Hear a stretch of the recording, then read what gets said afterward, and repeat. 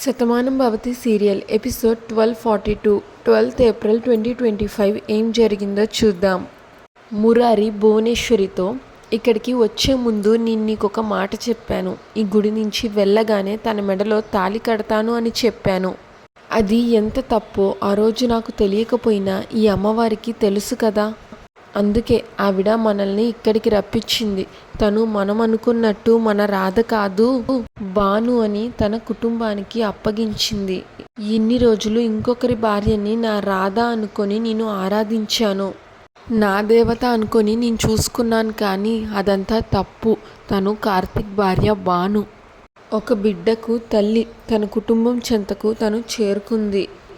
మనం అంతవరకే తీసుకోవాలి అని మురారి అంటాడు. అప్పుడు భువనేశ్వరి, నిజమే కిట్టయ్యా, తనని నువ్వు కాపాడావు. నీ రాధ అనుకొని పొరపాటు పడ్డావు. తను రాధ కాకపోతే మరి నువ్వు ప్రేమించిన రాధ ఏమైంది? ఎందుకు దూరమైంది? తను మన దగ్గరికి ఎందుకు రావట్లేదు? ఈ ప్రశ్నలకైనా అమ్మవారు సమాధానం చెప్పాలి కదా. నువ్వు ప్రాణంగా ప్రేమించిన మనిషిని నీ చెంతకు తీసుకురావాలి కదా. నీ జీవితంలో నీతో కలిసి నడిచే మనిషి ఎవరు అన్నది ఆ తల్లి చూపించాలి కదా. ఈలోగా సత్య, నిజమే మావయ్య, తను మన రాధ కాదు భాను అని తెలిసినప్పుడు నేను కూడా ఆశ్చర్యపోయాను. కానీ నీ గురించి తలుచుకుంటేనే నాకు బాధగా ఉంది. దానికి మురారి, మనందరం ఎంత బాధపడినా ఇన్నాళ్ళు మన దగ్గర ఉన్న మనిషి తన కుటుంబాన్ని చేరుకున్నందుకు ఆనందపడాలి. ఇంత చేసిన అమ్మవారు నా జీవితంలో ఎవరుండాలి అని తను నిర్ణయించదా? అన్నీ అమ్మవారే చూసుకుంటుంది అని దండం పెట్టుకుంటాడు మురారి. మనం హాస్పిటల్కి వెళ్దాం పదండి అని అక్కడి నుంచి వెళ్తాడు. భానుని ఊర్మిళ కుటుంబం హాస్పిటల్కి తీసుకొస్తారు. కార్తిక్ గట్టిగా అరుస్తాడు, డాక్టర్, నా భార్యను బతికించండి డాక్టర్ అని. అప్పుడు డాక్టర్, మీరు టెన్షన్లో ఉన్నారని నాకు అర్థమవుతుంది. ఏం జరిగిందో క్లియర్గా చెప్పండి, అప్పుడే మేము ఏమైనా చేయగలం అని అంటుంది డాక్టర్. ఊర్మిళ, తను మా కోడలు. 1 సంవత్సరం క్రితం మాకు దూరమైంది. ఆ తర్వాత చనిపోయిందని మేమంతా అనుకున్నాం. కానీ తను గతాన్ని మర్చిపోయి వేరే చోట ఉందని మాకు ఈరోజు తెలిసింది.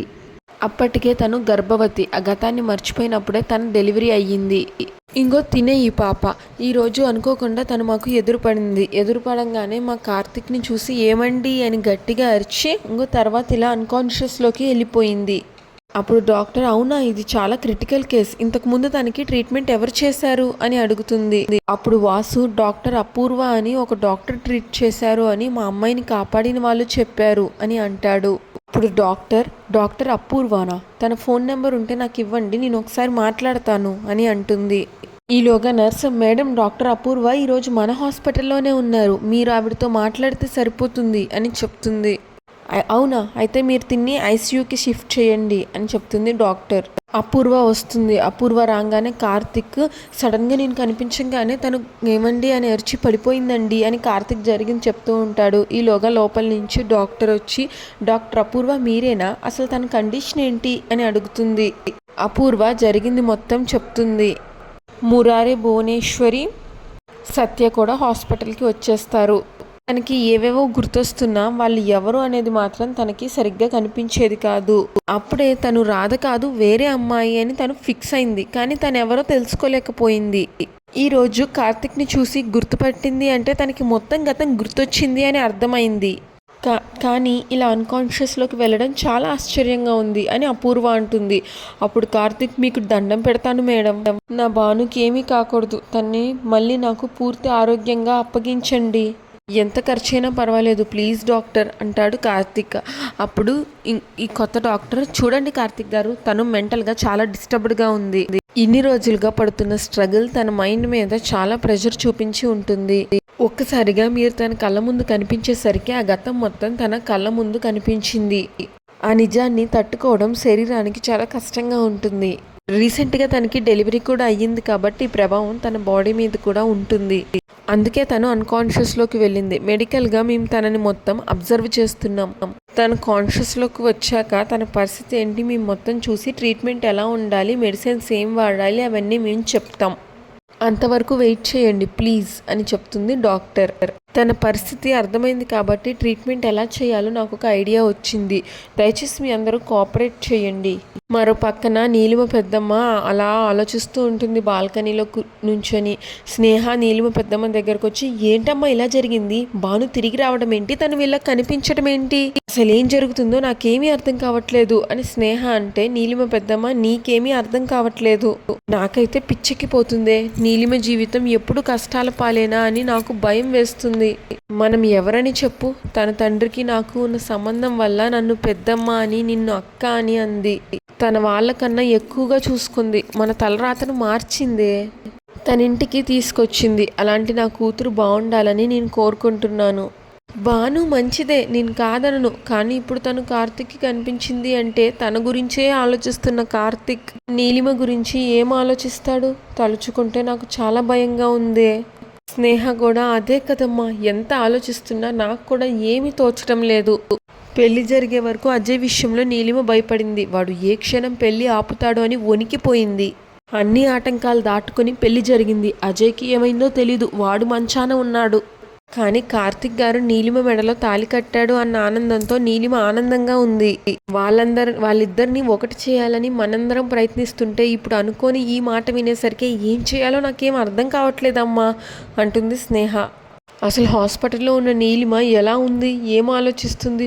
ఒకసారి నీలిమకి కాల్ చేద్దాం అని ఫోన్ చేస్తారు. ఇంకా నీలిమ కార్తిక్నే చూస్తూ ఉంటుంది డల్గా. కార్తిక్ ఏమో పాపతో, చిట్టి తల్లి నువ్వు కడుపులో పడ్డావని నాకు తెలిసింది, కానీ అప్పటికే మీ అమ్మ నాకు కనిపించలేదు. మీ అమ్మ కోసం నేను ఎంతగానో వెతికాను. ఆ తర్వాత తను నాకు దూరం అయిపోయిందని నేను ఎంతగానో బాధపడ్డాను. కానీ నీ గురించి కూడా నేను ఆలోచించలేకపోయాను. కానీ నువ్వే మళ్ళీ మా ఇద్దరినీ కలిపావు. నువ్వు నా రూపానికి ప్రతిరూపంగా తన కడుపులో పెరుగుతూ నాన్న దగ్గరికి వెళ్ళాలి అని ఈరోజు నువ్వే తనని నా దగ్గరికి తీసుకొచ్చావు. నేను మా అమ్మని ఎంత ప్రేమగా చూసుకుంటానో నువ్వు కూడా మీ అమ్మని అంతే ప్రేమగా చూసుకున్నావు. అందుకే కదా నాన్న నీ కోసం తప్పించిపోతున్నాడు. నువ్వు లేకుండా నాన్న ఉండలేడమ్మా, మనం నాన్న దగ్గరికి వెళ్ళిపోదాం అంటూ మీ నాన్న కనిపించేలాగా చేశావు. ఇదంతా నీ పుణ్యమే అంటూ ముద్దులు పెట్టేస్తాడు పాపకి. కానీ నిన్ను చూడ్డానికి నాకు ఎన్నో రోజులు పట్టిందమ్మా. ఇంకెప్పుడు ఈ నాన్నని వదిలి వెళ్ళిపోకు. నేను కూడా మీ అమ్మని నిన్ను వదిలి ఉండలేను అని అంటాడు. ఆ మాటలకి నీలిమకి ఏడుపు వస్తుంది. నీలిమకి పెద్దమ్మ ఫోన్ చేసి, ఎలా ఉన్నావమ్మా నీలిమ అని అడిగితే, ఎక్కడున్నావంటే హాస్పిటల్ దగ్గర ఉన్నాను పెద్దమ్మ, భాను కనిపించింది చెప్పండి అని అంటుంది నీలిమ. దానికి నీలిమ పెద్దమ్మ, తెలిసింది, వాసుదేవరావు గారు ఫోన్ చేసి చెప్పారు. ఇంకా లేదు అనుకున్న భాను ఉంది అని తెలిసింది. తనని హాస్పిటల్కి తీసుకెళ్లారు అని చెప్పారు. ఇప్పుడు తనకి ఎలా ఉందమ్మా అని అడుగుతుంది. నీలిమ పరిస్థితి ఏంటో ఇంకా అర్థం కాలేదు, కానీ తను తిరిగొచ్చినందుకు అందరూ ఆనందంగా ఉన్నారు. కార్తిక్ మరీ మురిసిపోతున్నాడు. తన రక్తాన్ని చూసుకుని తన కూతురితో తన మనసులో ఉన్న వేదనని మొత్తం పంచుకుంటున్నాడు. అలా వాళ్ళ ప్రేమని చూస్తుంటే నాకు ఆనందంగానే ఉంది. అప్పుడు స్నేహ ఫోన్ లాక్కొని, కానీ మాకు మాత్రం నీ గురించి తలుచుకుంటుంటే చాలా బాధగా ఉంది నీలిమ. భాను కనిపించినందుకు కార్తిక్ ఆనందిస్తాడు, కానీ భాను కనిపించింది అంటే నీ జీవితం ప్రశ్నార్థకం అవుతుంది కదా. కార్తిక్ ఊహల్లో, కార్తిక్ గుండెల్లో భానుకే స్థానం ఉంది. అలాంటి భాను ఈ రోజు కార్తిక్ కళ్ళ ముందు ఉంది. మరి కార్తిక్ కట్టిన తాళి నీ మెడలో ఉంది కదా. నీ పరిస్థితి ఎలా ఉంటుంది అని తలుచుకుంటేనే నాకు అమ్మకి ఏమీ అర్థం కావట్లేదు. చాలా భయంగా ఉంది నీలిమ అని స్నేహ అంటే, దానికి నీలిమ, జరిగేది ఏది మన చేతుల్లో లేనప్పుడు మనం దేని గురించి ఆలోచించలేం. అందుకే అమ్మవారి దగ్గరికి వెళ్తే అద్భుతం జరుగుతుంది అని అందరూ చెప్పారు. నిజంగానే అద్భుతం జరిగింది. లేదు అనుకున్న భాను కళ్ళ ముందుకి వచ్చింది. కార్తిక్ జీవితంలోకి మళ్ళీ వెలుగుని తీసుకొచ్చింది. అప్పుడు నీలిమ పెద్దమ్మ, కానీ నీ జీవితం మసకబారుతుందేమో అని నా మనసు కనిపిస్తుందమ్మా అని అంటుంది. అది నువ్వెందుకు ఆలోచించట్లేదమ్మా? ఇప్పుడు నీలిమ అంటే నువ్వు మా ఇంటి ఆడపిల్ల లెక్క కాదు కదా, ఈ ఇంటి కోడలివి, కార్తిక్ భార్యవి. తన జీవితంలోకి ముందున్న భార్య వస్తే నీ జీవితం ఏమవుతుంది అని మేము భయపడుతున్నాం. నీలిమ, ఇప్పుడు నేను అవేమీ ఆలోచించే పరిస్థితుల్లో లేను పెద్దమ్మ. ప్రస్తుతానికి నేను ప్రేమించిన కార్తిక్ నా కళ్ళ ముందు తన కూతురుతో ఆనందంగా ఉన్నాడు. అదే నేను చూస్తున్నాను. తర్వాత ఏం జరగాలో, ఏం జరుగుతుందో అప్పుడు ఆలోచిద్దాం అని చెప్పి ఫోన్ పెట్టేస్తుంది నీలిమ. నీలిమ అంటున్న ఫోన్ పెట్టేసింది అప్పటికే.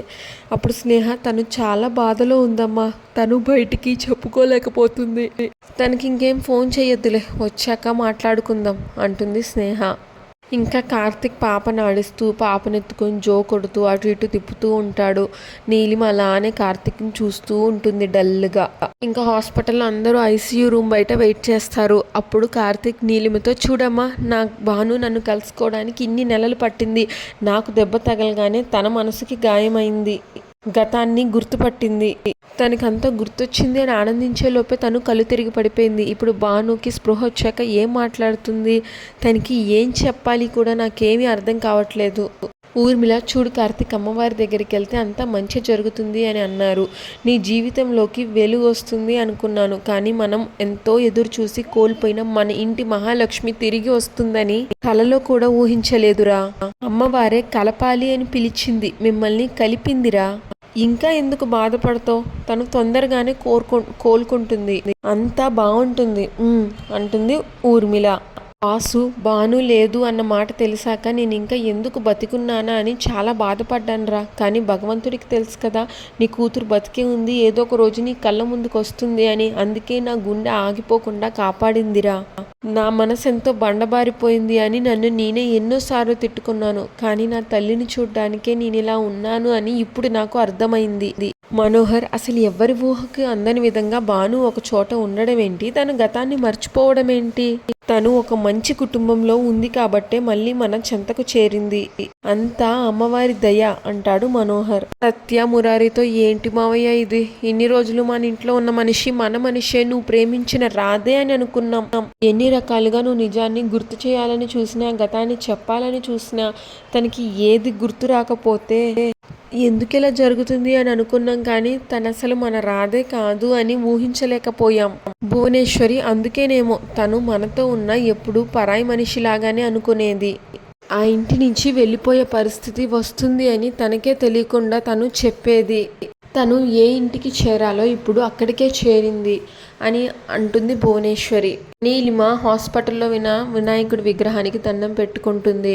నీలిమ, ఏంటి స్వామి ఈ అగ్ని పరీక్షలు, ఇప్పుడు నేనేం చెయ్యాలి, నా పరిస్థితి ఏంటి, అందరూ తిరిగొచ్చిన భాను గురించి ఆలోచిస్తున్నారు, కానీ నా పరిస్థితి ఏంటి, తను ఉన్నంతకాలం కార్తిక్తో నా బంధం ఎలా ఏర్పరచుకోవాలి అని ఆలోచించాను, కార్తిక్ నా మెడలో తాళి కట్టాక తన మనస్సుని ఎలా మార్చుకోవాలి అని ఆలోచించాను, ఇప్పుడు కార్తిక్ మనసంతా నిండిన భాను తన ఎదురుగా ఉన్నాక నా మెడలో ఉన్న తాళి నన్నే ప్రశ్నిస్తుంది, ఈ తాళి నా జీవితాన్ని ఎగతాళి చేస్తుంది, నీ పరిస్థితి ఏంటి నీలిమ అని నా తాళి నన్ను అడుగుతున్నట్లుగా అనిపిస్తుంది, కానీ నా దగ్గర సమాధానం లేదు, 3 ముళ్ళు పడ్డాయని మురిసిపోవాలా, నేను కోరుకున్న వాడే నా మెడలో తాళి కట్టాడు అని ఆ తాళిని చూసుకుంటూ నా జీవిత అంతం గడిపేయాలా, లేదా నేను ఇష్టపడ్డ కార్తిక్కి తను ఇష్టపడ్డ భాను తిరిగి వచ్చింది అని సర్దుకుపోవాలా, ఇప్పుడు నా జీవితం ఏంటి స్వామి, నేను ఎలా ఆలోచించాలి, భాను ఎందుకు వచ్చింది అని అనుకుంటే అది నా తప్పు అవుతుంది,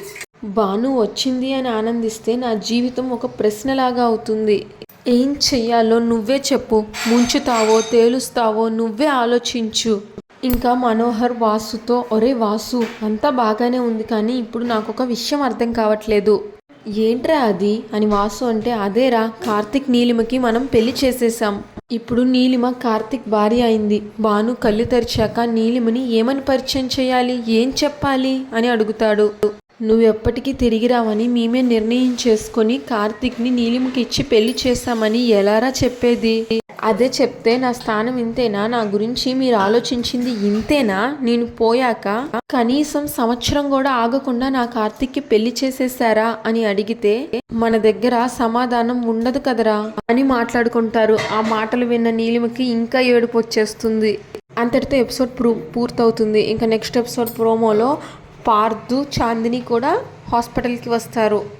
కార్తిక్, డాక్టర్, మా భానుకి ఎప్పుడు స్పృహ వస్తుంది డాక్టర్, తను ఎప్పుడు మా అందరితో మాట్లాడుతుంది అని అడుగుతాడు. దానికి డాక్టర్, తనకి అన్ని టెస్టులు చేసాం, రిపోర్ట్స్ సాయంత్రానికి వస్తాయి, తను రేపు కాన్షియస్లోకి రావచ్చు.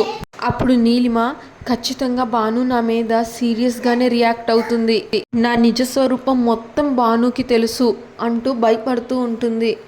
శతమానభవతి సీరియల్ రెగ్యులర్ ఎపిసోడ్ కోసం మా ఛానల్ని సబ్స్క్రైబ్ చేసుకోండి. ఈ ఎపిసోడ్ పైన మీ అభిప్రాయాన్ని తప్పకుండా కామెంట్ చేయండి. Thanks for watching.